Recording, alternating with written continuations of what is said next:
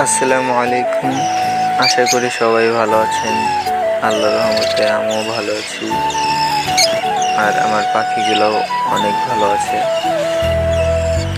গতকাল রাত্রে কিছু নতুন পাখি নিয়ে আসলাম, মানে রাত্রে এনেছি তো, সেই জন্য ভিডিওটা রাত্রে দিতে পারি নাই। কি কি পাখি এনেছি সেটাই এখন আপনাদের দেখাবো।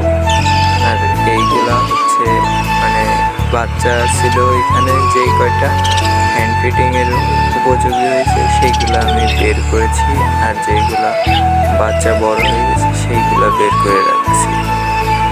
আর এইখানে এনেছি হলো লাভবার্ড, এক জোড়া লাভবার্ডের বাচ্চা।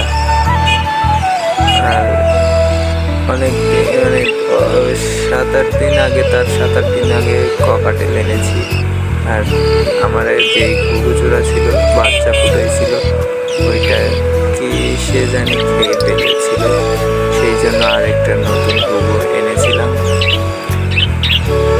আর কলোনির পানি, মানে কলোনির আজকে কিছুই বলবো না, শুধু নতুন পাখি যা এনেছি তাই দেখাবো।